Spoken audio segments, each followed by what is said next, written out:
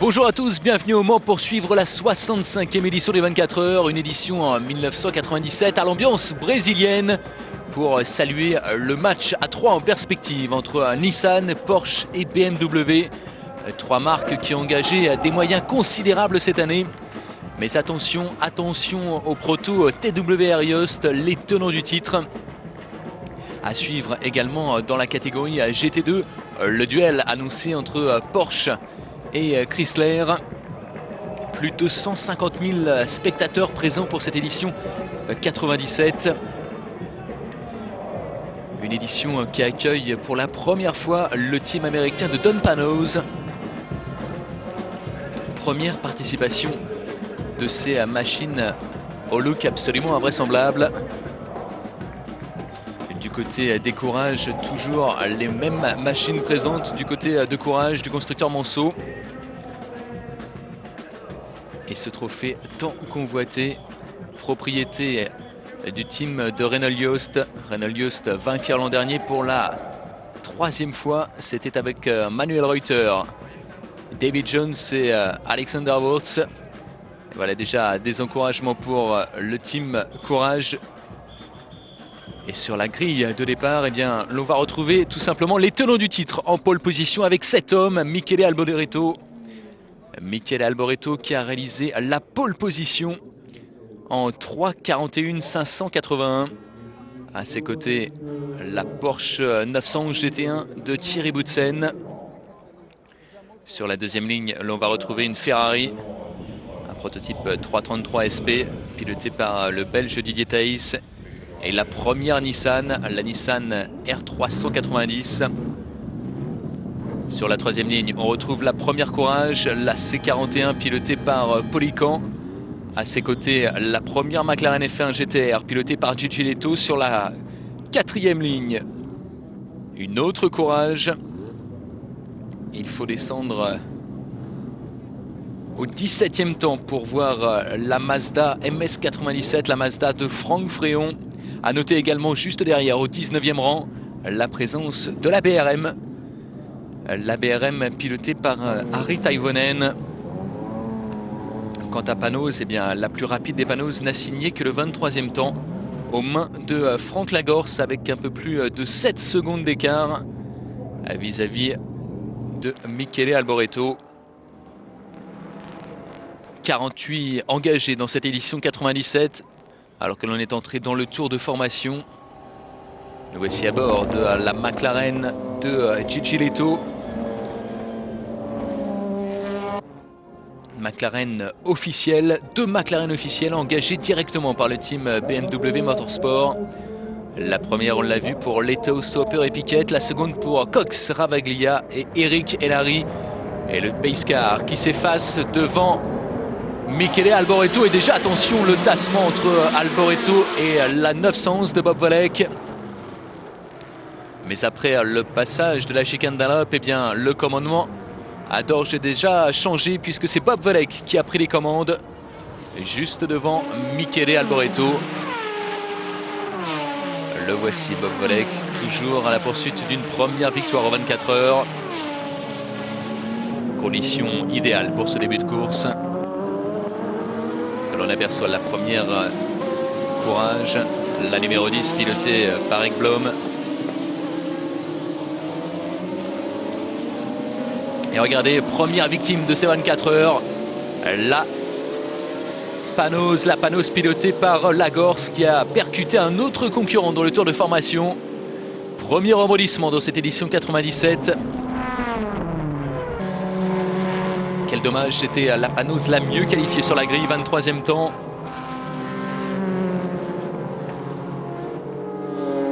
Et déjà le match qui s'engage entre la Porsche officielle, la Nissan et le team Yost. Les voici ces 3 machines. Retour au stand pour Franck Lagorce.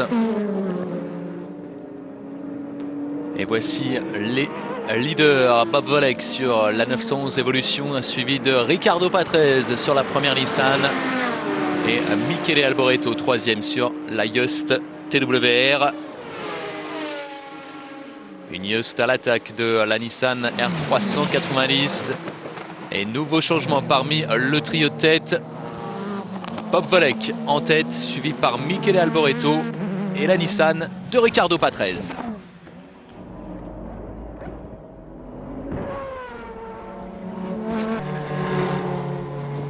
Retour au Mans avec les leaders de cette édition en 1997. Avec toujours la 911 officielle en tête. Attaqué par Michele Alboreto. Une 911 GT1 officielle qui bénéficie de très nombreuses évolutions en cette année 97. Au-delà de l'aspect esthétique, eh bien, les suspensions ont été intégralement revues sur cette machine. Une machine qui a également bénéficié d'autres améliorations concernant le moteur, mais de ce côté-là, eh bien, on se fait très discret du côté de l'usine Porsche. Et Bob Volek qui, pour sa 25e participation, va céder le commandement à l'instant à Michele Alboreto à l'entrée de la première chicane.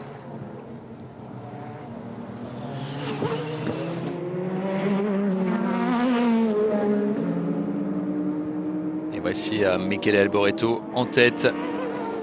Alboreto bien décidé à prendre sa revanche après son abandon l'an dernier sur la même machine. Mais cette année, eh bien, à bord du Proto TWR, il y a un changement de marque. Alboreto a tiré cette année le bon numéro, le fameux numéro 7. Le numéro fétiche de Renault Yost. L'Italien fait équipe cette année avec son ancien coéquipier chez Ferrari, le Suédois Johansson. Et à leur côté, un nouveau venu au Mans, Tom Kristensen. Nous sommes ici avec les poursuivants et la Ferrari 333 SP. Et problème pour l'une des Vipers du team de Hugh Chamberlain. L'une des Vipers privées, pilotée par Huguenols, Gleason et Nurminen. Et nous voici avec la 333 SP sous la menace d'une des 911 privées. Il s'agit de la 911 GT1 du team Kremer, piloté notamment par Christophe Bouchu, Andy Evans et Bertrand Gachot. Et retour au stand pour problème pour la BRM. La BRM qui faisait son grand retour au Mans, pilotée par Toivonen, Parera et Salazar. Eh bien, cette BRM s'est arrêtée à la chicane Nissan.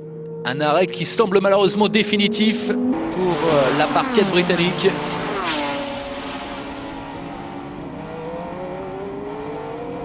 Problème moteur apparemment pour cette BRM motorisée par une mécanique Nissan, un V6 d'origine japonaise.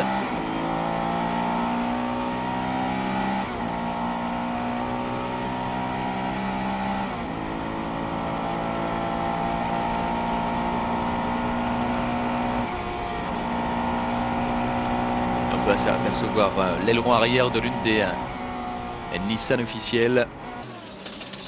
Et retour au stand pour l'une des 333 SP, celle de Michel Ferté. Retour prématuré au stand pour Michel Ferté, qui fait équipe cette année avec l'Espagnol Campos et Nürburg. Michel Ferté qui est au volant actuellement. Et c'est un arrêt définitif effectivement pour la BRM. Casse moteur pour Harry Toivonen. Problème également du côté de l'autre Ferrari, celle engagée par le team de Moretti. Et les arrêts qui se multiplient en ces premières heures de course avec ici la 900 GT1 de l'Écossais Alan McNish, qui est à l'arrêt dans la nouvelle portion. Retour au stand également pour l'une des listères officielles, celle de Jolene Bailey, Thomas Serdos et Mike Scaife.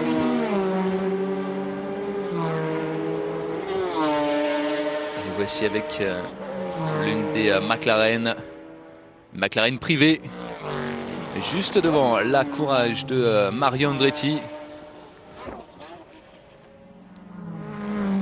Et sorti ici pour une autre Courage, il s'agit de celle pilotée notamment par Henri Pescarolo. La numéro 8, la Courage La Filière, piloté par Pescarolo, Jean-Philippe Belloc et Emmanuel Clérico. Sorti au tertre rouge pour cette machine. Une machine qui a terminé l'an dernier parmi les 10 premiers aux mains d'Henri Pescarolo, qui fête cette année sa 31e participation aux 24 heures du Mans.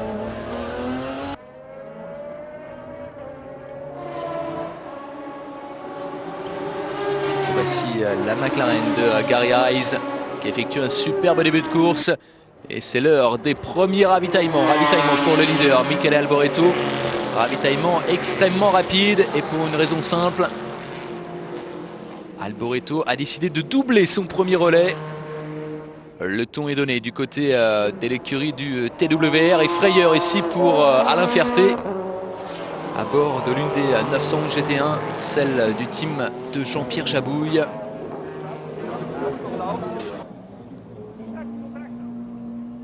Et retour au stand pour Frédéric Ekblom à bord de l'une des Courage. Courage Porsche C36 qui commence à accuser le poids des ans. Un ravitaillement également pour l'une des 911 officielles. Il s'agit de celle de Hanstuck, Thierry Boutsen et Bob Vodek, qui occupaient la deuxième place à l'issue de la première heure de course.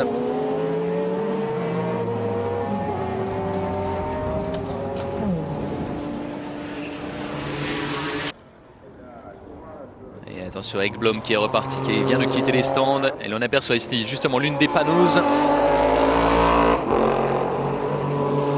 Incomparable pour ces panneaux. Et contact justement entre la Courage et la Panose. Courage d'Ekblom et l'une des Panose.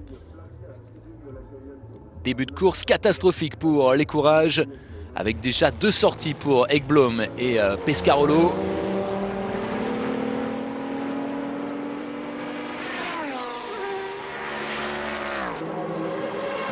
Retour au stand pour Eric Ellery et l'une des 2 McLaren engagées directement par l'usine. L'une des 2 McLaren F1 GTR. Problème pour une Marcos.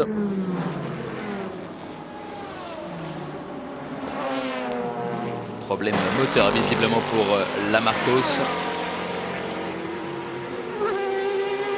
Et à l'issue de la première heure, 16 tours parcourus pour la TWR numéro 7. Devant la première Porsche officielle. À la 3e place, on retrouve la première Nissan, la première McLaren est 4e. À noter la 6e place de la première machine privée. Il s'agit de la GT1 du Kremer Racing, pilotée notamment par Christophe Bouchu. Et voici cette Panose. Un look absolument incomparable pour les Panose et nouveau problème pour la Ferrari que l'on avait vu arrêter au stand. Michel Ferté qui est au ralenti dans les Hunaudières, qui semble redémarrer malgré tout. Des Ferrari à 333 qui n'ont jamais été véritablement à la fête. Et problème également du côté des Panose, puisque c'est celle de David Price qui est au ralenti, piloté par Brabham, McCarthy et Bundy. Et pour la Marcos, ça semble définitivement terminé. Gros problème moteur du côté de la sympathique britannique.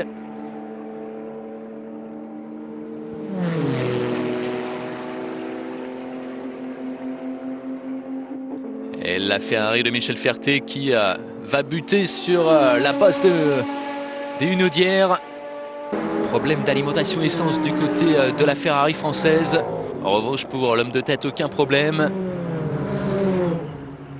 Et à l'issue de la première heure de course, eh bien, les abandons sont déjà nombreux. Et attention ici, bataille pour la 3e place entre la Nissan et la Porsche de Yannick Dalmas qui est sortie très très large. Oui, je vous le disais, les abandons qui sont déjà nombreux.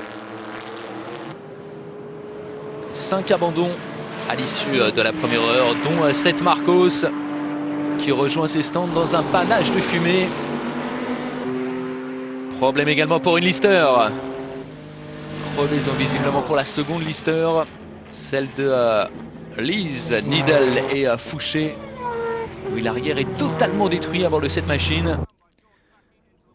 Tête à queue en revanche sans conséquence pour l'une des Nissan officielles. Celle de Kageyama, Eric Comas et Oshino.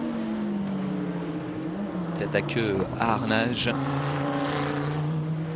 Pour cette Nissan, une machine étudiée par le TWR, le Team Walkinshaw Racing. Le Team Walkinshaw qui a été chargé par l'usine Nissan d'un programme de 3 ans. Objectif, gagner le Mans pour Nissan, présent dans la Sarthe depuis 1986. Et cette année, eh bien, Nissan dispose d'un budget absolument énorme. Et l'écurie japonaise a fait sensation au cours du mois de mai avec une campagne publicitaire, une campagne d'affichage pour le moins osé. Les Japonais affirment clairement leurs ambitions, ils viennent là pour gagner et même pour écraser la concurrence. Pour l'instant, ce n'est pas véritablement le cas.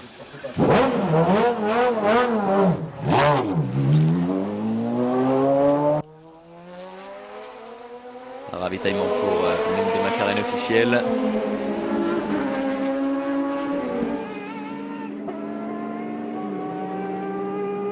Et l'une des Panos encore en difficulté, en contact avec l'une des McLaren. Contact entre la Panos engagée par l'écurie Dams et la McLaren de Jean-Marc Gounon. Pierre-Henri Raffanel et Anders Olofsson, et tête à queue absolument invraisemblable pour Jean-Marc Gounon qui a failli emmener avec elle l'une des 911, celle du team italien GSC. Grosse frayeur pour Jean-Marc Gounon dans cette première chicane.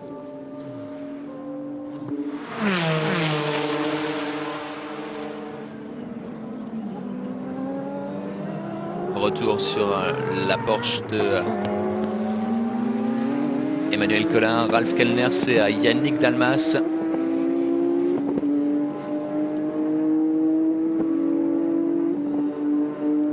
Les freins sont mis à rude épreuve, plus de 4500 freinages tout au long de ces 24 heures.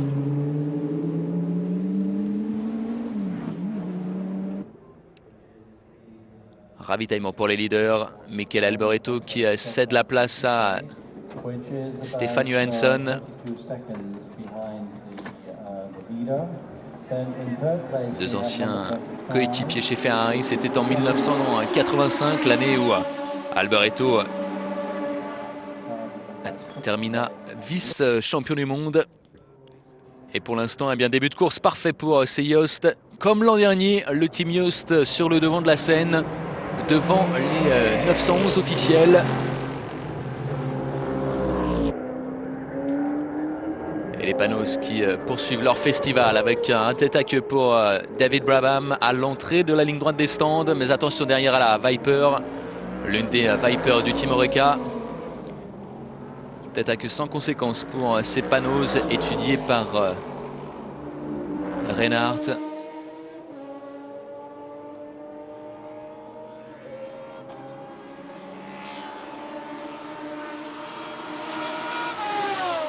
Et frayeur aussi pour la McLaren de Gary Hayes.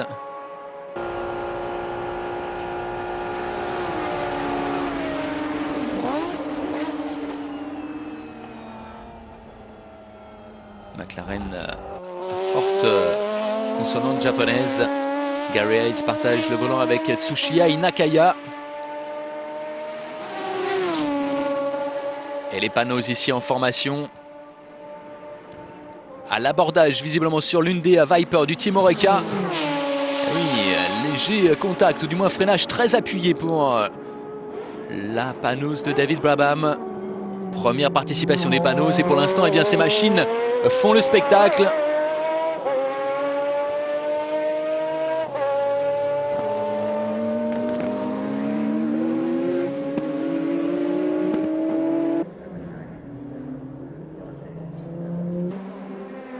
Nouvelle sortie pour Henri Pescarolo, toujours au même endroit.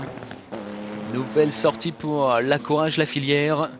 Henri Pescarolo prise au piège au tertre rouge. Et on va peut-être installer le stand Courage à cet endroit. C'est la deuxième sortie en 2 heures pour 7 courages, toujours au même endroit.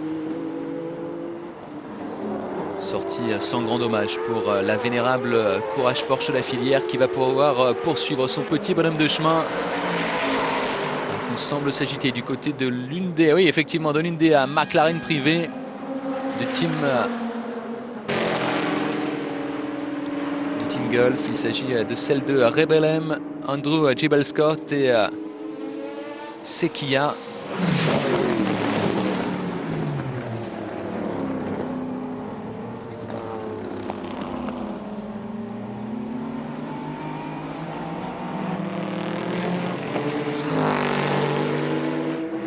Ici les différences entre les deux versions des 911 GT1, entre le modèle 97 développé par l'usine et le modèle classique réservé aux clients. Et problème pour l'une des Nissan officielles, problème sur la boîte visiblement pour cette R390 GT1. Pour l'heure, eh bien, la démonstration de force des Nissan tourne au fiasco.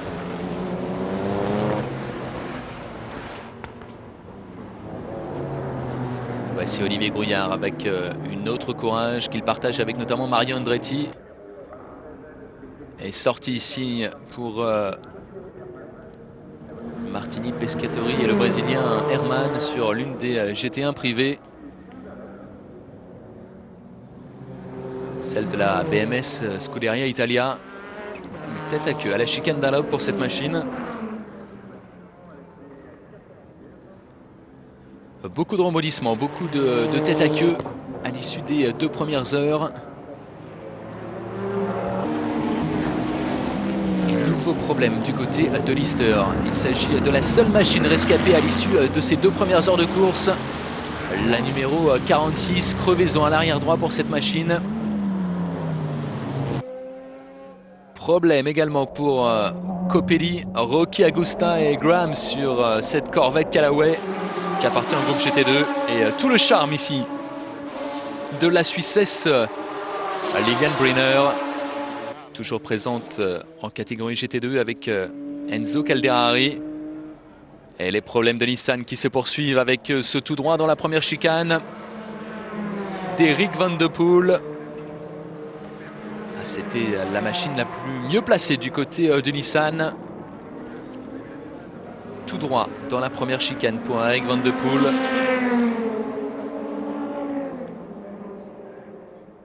Apparemment pas trop de dégâts pour cette machine.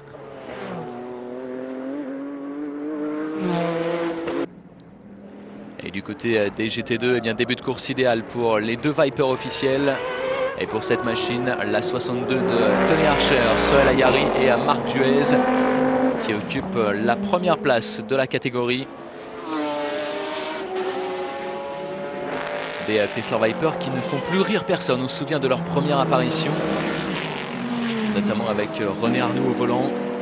Les machines avaient fait sourire. Et bien, quelques années après, ces machines survolent la catégorie GT2 devant l'ancienne référence, la 911, pilotée ici par Jean-Pierre Jarier. Et problème pour la 44, la McLaren de Gary Hayes. Est sortie au tertre rouge apparemment pour cette machine. Du côté des leaders, aucun changement, aucun problème en revanche pour la TWR de Michele Alboreto, toujours en tête devant les 2 911 officiels. La 25 de Hans Joachim Stuck et la 26 d'Emmanuel Collard, Ralf Kellners et Yannick Dalmas. Retournement avec les nouveaux leaders de cette édition 1997. À l'issue de la 3e heure de course, les 2 911 officiels ont pris le commandement au gré des ravitaillements. La 25 devant la 26. Stuck, Boutsen, Volek en tête devant Collard, Dalmas et Kellners.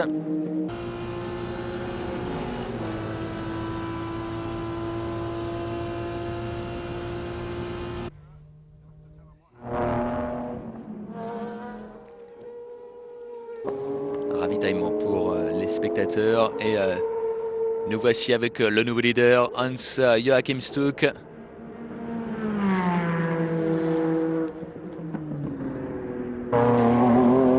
ravitaillement pour l'une des deux McLaren officielles. Vous le voyez, des McLaren qui bénéficient cette année d'une toute nouvelle évolution, notamment sur le plan aérodynamique. Des McLaren également dotés, pour le plus grand bonheur de Nelson Piquet ici au volant, dotés d'une boîte séquentielle. Piquet qui fait son retour au Mans.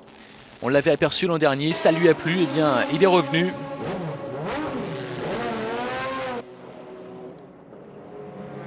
Machine engagée par le team Schnitzer qui fait figure véritablement de machine officielle. Et ravitaillement du côté de Nissan. Celle de Hoshino, Komas et Kageyama. 2 Nissan et même 3 Nissan au stand. C'est la débandade du côté de Nissan. Début de course absolument désastreux pour l'usine japonaise qui avait clamé haut et fort son ambition de tout casser. Et bien pour l'instant, ce sont les moteurs et les boîtes qui cassent du côté de Nissan. Les 3 machines au stand à l'issue des 3 premières heures de course.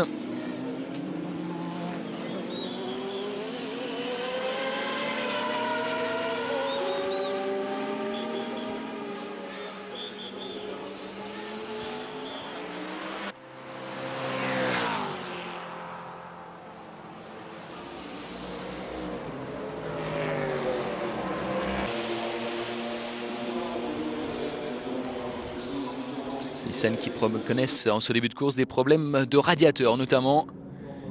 Et petite frayeur pour la Saline. La Mustang de Steve Saline qui est à l'origine du retour de ces machines aux 24 heures.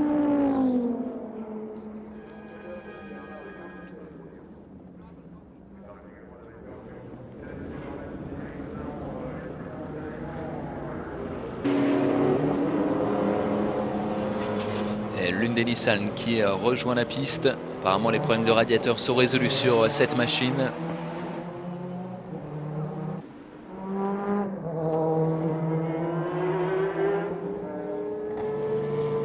Problème en revanche pour la GT1 du team Conrad.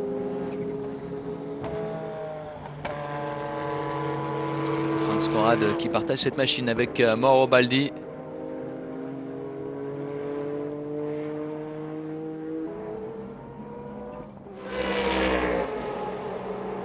Voilà une deuxième Nissan qui repart, mais des Nissan qui sont désormais très attardés. Plus aucune chance de victoire pour ces machines. Et la lutte pour la victoire qui est pour l'instant se résume à un duel entre les Porsche privés et Porsche usine. Et décidément difficile début de course pour les Lister. Nouveau problème pour la Lister 46 après sa crevaison.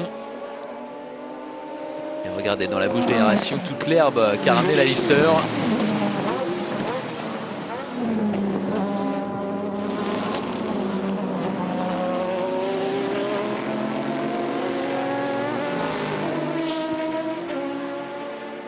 Et du côté de Panos, on semble enfin avoir trouvé le bon rythme après un peu plus de 5 heures de course.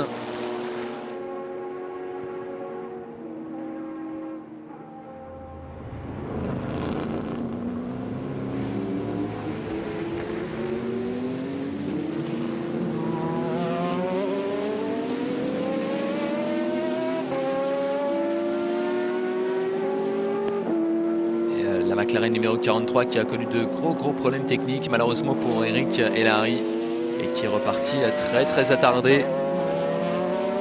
Pour l'heure, seul Porsche ne semble pas connaître de problème en ce début de course. Et problème ici pour et le feu qui se déclare à bord de la Viper du Team Oreca. Celle de Sohail Ayari qui sort bien évidemment précipitamment de cette machine. Une machine qui dominait le début de course dans la catégorie GT2. L'une des Vipers officielles du Team Oreca. Et c'est terminé pour Sohail Ayari bien évidemment.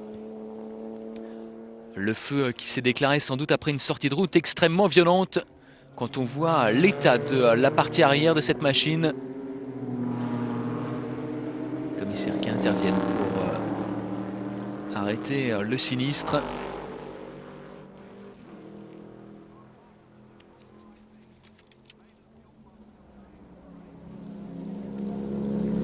grosse frayeur pour le team Oreca et une Viper qui est totalement détruite.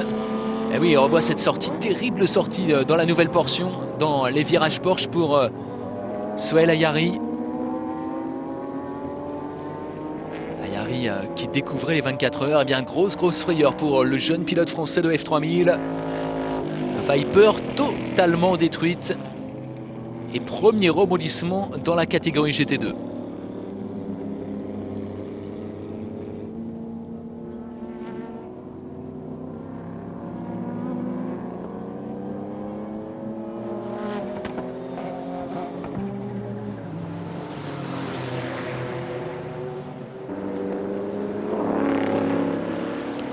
Une autre sortie également, apparemment c'est celle du team japonais, la McLaren privée de Gary Hayes, qui est sortie et cette fois-ci pour de bon au tertre rouge.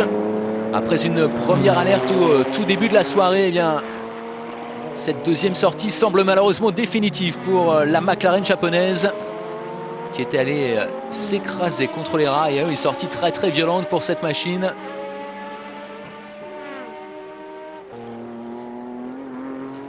Et ça semble effectivement terminé malheureusement pour cette machine qui occupait un prometteur 6e rang.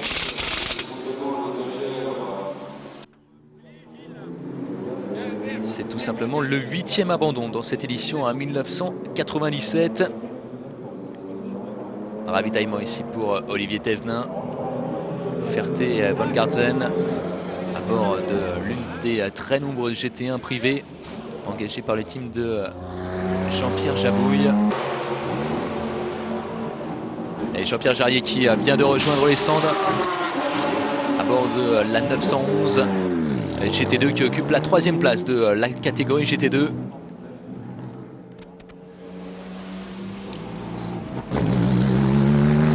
La catégorie toujours dominée, dominée depuis le départ, non pas par les Porsche mais par les Chrysler. Car malgré l'abandon de Sohail Ayari, eh bien c'est l'autre machine du team Oreca qui a pris la relève. Et on reconnaît ici le casque inimitable du français Franck Fréon. Fréon toujours fidèle à Terrada et Dunning à bord de cette barquette Mazda.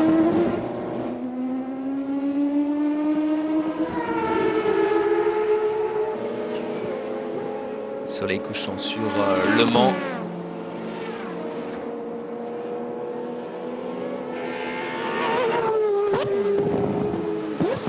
Voici la machine en tête de la catégorie GT2, celle de Philippe Gache et Dominique Dupuis, associé également à Olivier Beretta, une machine qui domine donc en catégorie GT2. Et donc ça tarde encore du côté de Nissan, problème d'aileron cette fois-ci pour l'une des 3 Nissan officielles. Une course qui tourne à la catastrophe du côté de Nissan et une 911 au ralenti, c'est celle de Jean-Pierre Jarrier. Jean-Pierre Jarrier qui était 3e de la catégorie GT2, qui est au ralenti ici. Et la Lister qui va de son énième tête à queue à l'entrée de la ligne droite des stands. La seule Lister rescapée qui vit un véritable chemin de croix, qui multiplie les sorties en tout genre.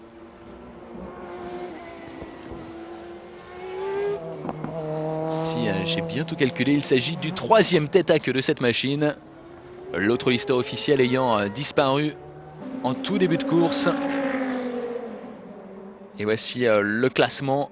Domination des 2 Porsche officiels devant le prototype TWR. La première McLaren, la numéro 41, occupe la 4e place.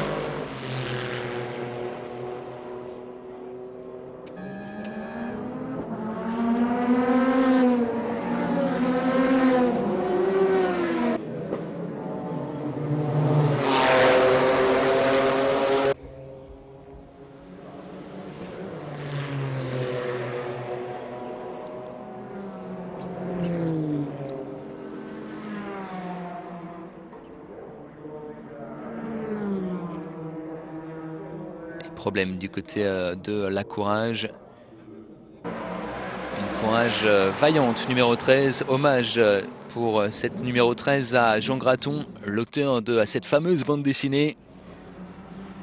Et en cette année 97, la 13 est bien au départ, mais connaît quelques problèmes au cours de la nuit. En revanche, du côté des leaders, eh bien, aucun problème pour Roland Cosmol, l'ingénieur maison, et Thierry Boutsen, toujours en tête. Pas de changement également du côté de Nissan. Les problèmes s'accumulent pour les Nissan officiels.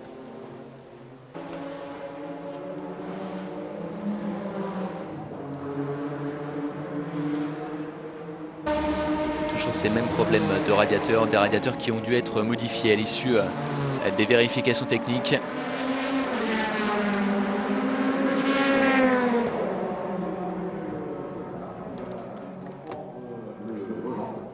Et les deux Porsche qui occupent toujours le commandement, qui s'échangent le commandement au gré des ravitaillements. Ici, Ralf Kellners qui cède le volant à Emmanuel Collard.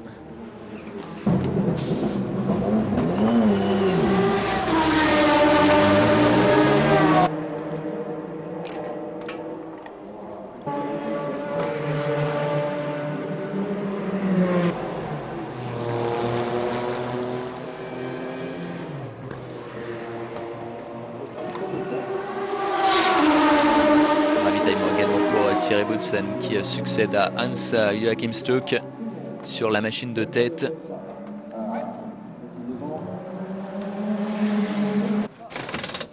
Porsche qui a longuement préparé sa revanche après le camouflet de l'an dernier. Les deux 911 GT1 qui avaient terminé sur le podium l'an dernier, mais aux mauvaises places, aux deuxième et troisième places, et qui cette année, eh bien, sont bien partis pour s'offrir une belle revanche. Du côté de Nissan, on ne compte plus les arrêts au stand, quelle que soit la machine. Les trois machines officielles se succèdent tout au long de la nuit. Dans les stands, beaucoup de travail pour les mécaniciens.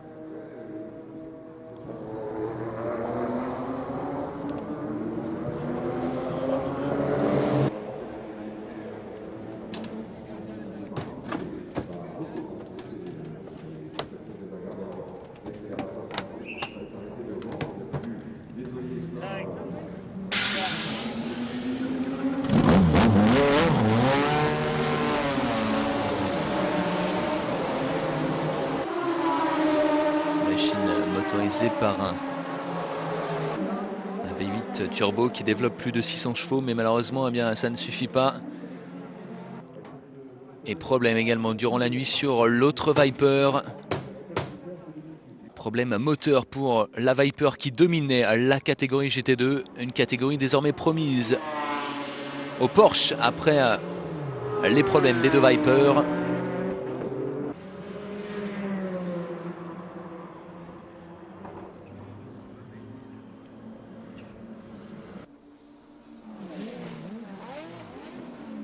Et au petit matin, eh bien, pas de changement en tête, toujours les deux Porsche officiels, la 25 et la 26, deux machines dans le même tour au petit matin.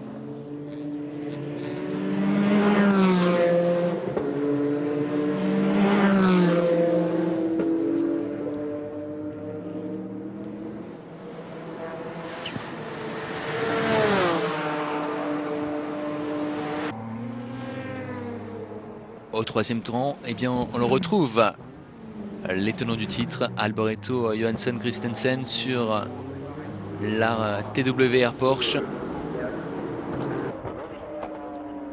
À la quatrième place, là encore, pas de changement avec cette McLaren privée de Bounon à Raffanel et Olofsson. Et la surprise vient de la catégorie GT2, dominée par cette machine. La machine privée du team de Guido Abertour, pilotée notamment par Michel Neugarten. Et voici le classement. Après 15 heures de course, 229 tours parcourus pour les hommes de tête, deux Porsche aux deux premières places, une TWR, et l'on trouve ensuite trois McLaren. Et rebondissement au petit matin avec l'abandon de Hans-Joachim Stuck, tout simplement le leader. Bob Volek était au volant à cet instant. Bob Volek arrêté à Arnage. Et résultat, eh bien, la course est totalement relancée à moins de 8 heures de l'arrivée. Course relancée entre ces deux machines, la TWR de Michele Alboreto et l'unique 911 officiel de Yannick Dalmas. Premier coup dur pour l'usine avec l'abandon de Bob Volek. Une machine qui semblait partie pour une victoire aisée, et abandon également pour l'une des 911 privées de Ferté, Tefna et Von Garten. Et le feu qui se déclare à bord de cette machine. Un nouvel abandon dans cette édition 97. La nuit a été difficile pour les concurrents, notamment pour les Nissan. Deux Nissan officiels ont abandonné. L'une sur sortie de route, l'autre sur des problèmes récurrents de boîte de vitesse. Nuit délicate également pour les Panos. Abandon pour Bouillon, Bernard et Lagorce, mais aussi pour Brabham, Bondy et Marc Carty. Et c'est maintenant au tour des 911 de connaître de gros problèmes. Tête à queue ici pour la McLaren numéro 42, celle de Leto, Piquet et Sauber.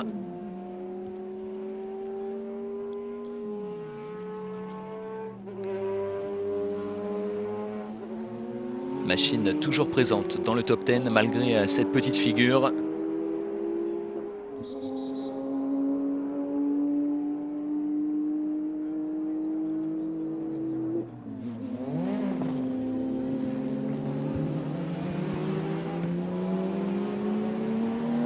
Sortie violente pour Gigi Leto.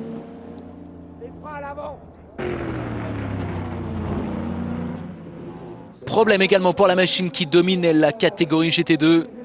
Michel Neugarten qui perd une roue à l'entrée de la ligne droite des stands.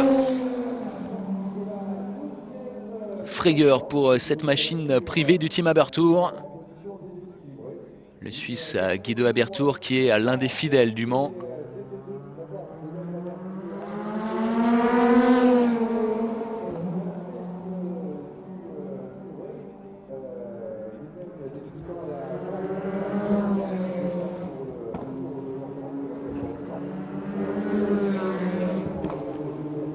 Début de matinée décidément très difficile pour les Porsche. Car en tête, et bien désormais, la seule 911 officielle est désormais sous la menace directe du coupé TWR. Retour en piste dans cette édition 1997 des 24 heures du Mans avec les leaders. La numéro 26, la Porsche 911 officielle rescapée. Et voici le nouveau leader de la catégorie GT2, une autre 911, celle du Rook Racing, pilotée notamment par Pilgrim.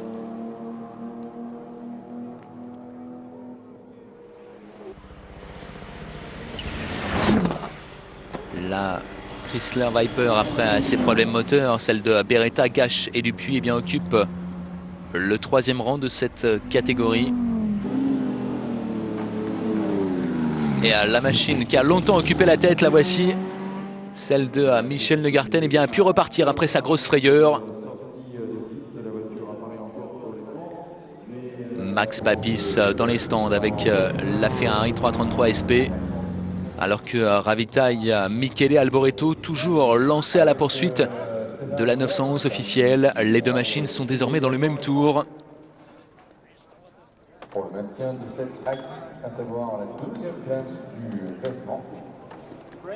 Stéphane Johansson qui s'apprête à prendre le relais de Michele Alboreto.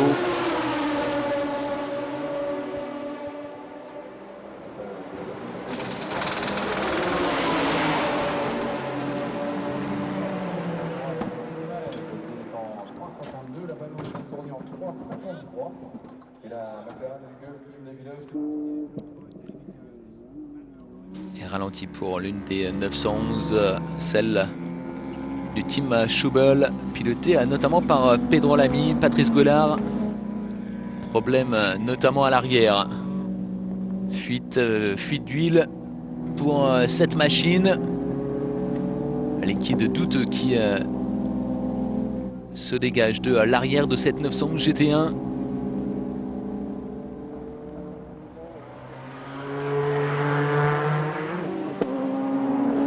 Ce n'était pas l'année des Anglais. Et retour au stand, retour prématuré au stand pour la TWR Porsche numéro 7. On va apparemment changer le capot. Petite alerte pour Stefan Johansson. La machine victorieuse l'an dernier, cette TWR Yost, eh bien, a déjà rejoint le musée Porsche. Ce sera peut-être le cas de celle-ci. Mais pour l'instant, eh bien, la 911 de Dalmas et Collard est toujours en tête.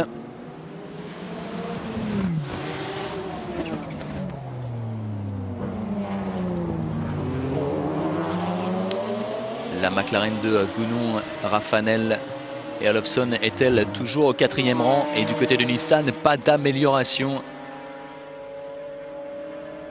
pour la seule Nissan rescapée au petit matin. La Porsche numéro 26 au commandement, avec l'ingénieur qui s'extrait du cockpit de cette voiture, à l'intérieur de laquelle se glisse Emmanuel Collard. La seule Nissan rescapée de Oshinokoma, c'est Kagayama qui est au-delà du 10e rang, qui occupe la 12e place à plus de 60 tours des hommes de tête. Et nous voici avec la machine qui dominait la catégorie GT2 et problème de turbo apparemment pour la 911 du Rock Racing de Eichmann, Pilgrim et Hane. Et problème également pour la Courage. 3e tête à queue pour la Courage de Pescarolo. Et 2e tête à queue personnelle pour Henri Pescarolo. Très très rare de voir Henri Pescarolo à la faute. Problème également pour la 911 de la Scuderia Italia.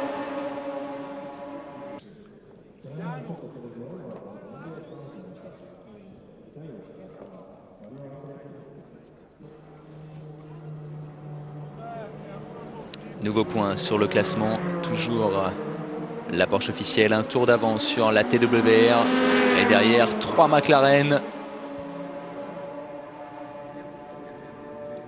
et une Porsche 911 privée au 6e rang. Et du côté des GT2, eh bien, cette machine, la 78 du team de Guido Abertour, a tout simplement récupéré la première place. Une machine pilotée par Michel Negarten, Guy Martinol et Jean-Claude Lanier. En revanche, problème pour la machine de l'Arbre Compétition, pilotée notamment par Bourdet. Sous les yeux Duc de Chonac.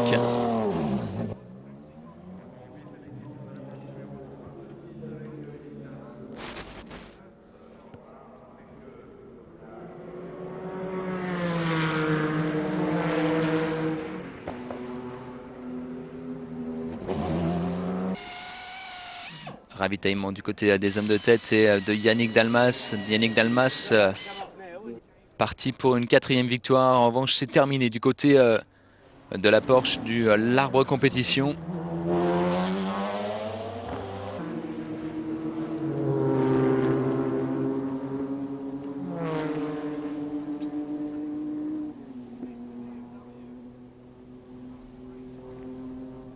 Nous voici avec la McLaren Schnitzer qui occupe le 4e rang. Nouveau ravitaillement pour les hommes de tête.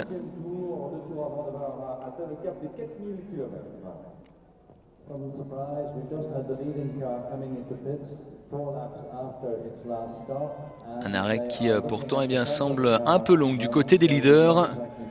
On se penche sur l'avant de la machine. Peut-être un nouveau rebondissement du côté du team Porsche. Et oui, un ravitaillement un peu plus long que prévu. Peut-être une simple vérification. Et décidément, une fois encore, un tête à queue pour la Courage la Filière. Cette fois-ci, c'est Jean-Philippe Belloc qui est parti à la faute. Une fois encore au tertre rouge, 4e tête à queue pour cette machine. Assurément en tête de ce classement. Une machine qui, malgré toutes ses figures, occupe le 7e rang à 42 tours des leaders. Les leaders, les voici. toujours Dalmas, Collard et Kellners. Et la Nissan rescapée, eh bien, elle est toujours au 12e rang. À plus de 60 tours des hommes de tête. Et un problème ici pour la Viper rescapée de Beretta, Gache et Dupuis. Sortie de piste quasiment au même endroit que celle de Sohail Ayari. Et malheureusement, eh bien, cette sortie sera définitive pour cette Chrysler. Du côté de la Yost Porsche, eh bien, Michele Alboreto a signé le meilleur tour en course. Et problème pour les leaders. Ralf Kellners qui est en feu. La machine, la deuxième 911 officielle qui abandonne. Et Ralf Kellners qui s'extrait. C'est la troisième machine qui part en fumée dans cette édition 97 après la Viper d'Ayari. La 911 de Thévenin, et bien c'est au tour de Ralf Kellners de voir tous ses espoirs de victoire s'envoler en fumée. Et Porsche ne remportera pas une nouvelle victoire, du moins officiellement. Échec pour Norbert Singer et le team Porsche officiel. Il n'y a plus de Porsche 911 officiel en course. Quel retournement de situation, les deux machines, les deux 911 GT1 qui occupaient tranquillement la tête au petit matin.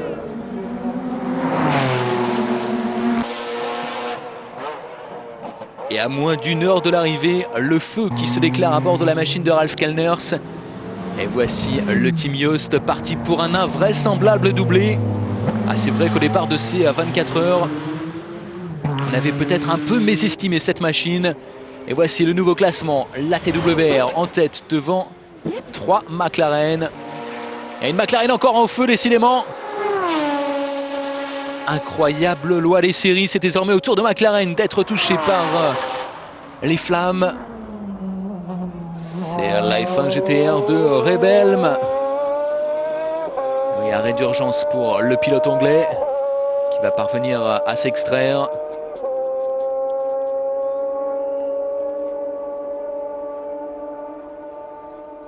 Fin de course très mouvementée dans cette édition 97 des 24 heures après l'abandon de la 911 officielle. Et bien pour les mêmes raisons, la McLaren de Gilbert Scott, Rebelm et Sequia doit abandonner en vue de l'arrivée. En moins de 20 minutes, deux machines du top 5 qui disparaissent dans les flammes.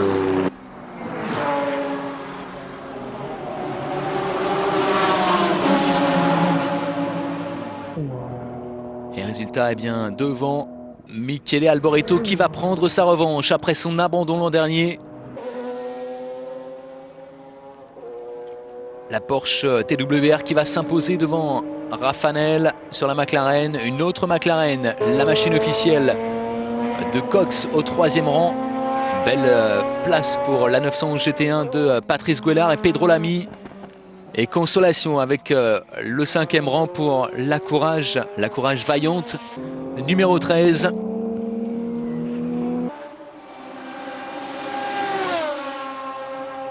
La Ferrari de Moretti, Thais, Papis est toujours vaillante au 6e rang. Enfin une Ferrari 333 à l'arrivée aux 24 heures. Du côté des GT2, eh bien, podium Porsche avec 3 911 aux 3 premières places. Et la victoire pour le team de Guido Abertour. 4 911 aux 4 premières places dans cette catégorie GT2.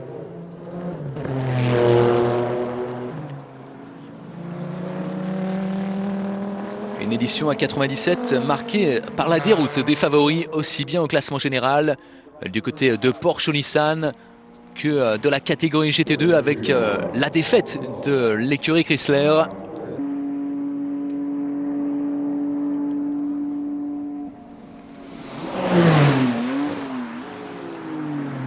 Seulement 17 machines classées avec la Courage d'Egblom. Et bientôt l'arrivée pour Michele Alboreto, le tour d'honneur pour l'Italien. Michele Alboreto, vainqueur de cette édition 97 avec Stefan Johansson et Tom Kristensen. Voilà, c'est fait pour le Team Jost qui s'offre un doublé après l'an dernier. 4e victoire pour Renault Jost au Mans, toujours avec ce fameux numéro 7.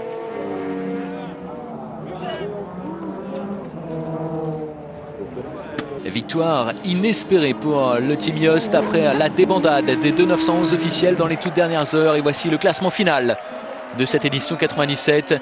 Victoire de la TWR Porsche devant 2 McLaren. « 17 machines classées pour cette édition 97.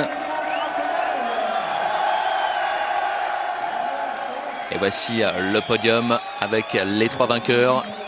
Kristensen, Alboreto, Johansson. 15e victoire absolue de Porsche aux 24 heures du Mans.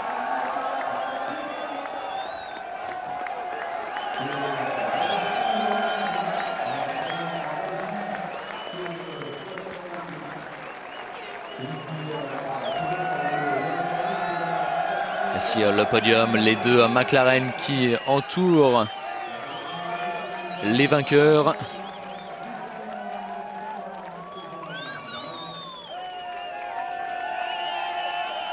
Tom Kristensen, le Danois, qui remporte sa première victoire au Mans pour sa première participation. Belle récompense également pour Johansson qui avait découvert le Mans avec le Team Jost.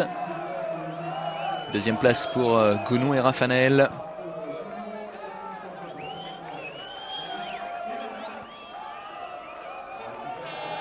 Et voici les vainqueurs de la catégorie GT2. Porsche qui fait donc main basse sur cette édition à 1997 avec une victoire, non pas des machines officielles, mais des teams privés. La TWR au classement général et la 911 GT2 du Team Haber Tour en catégorie GT2.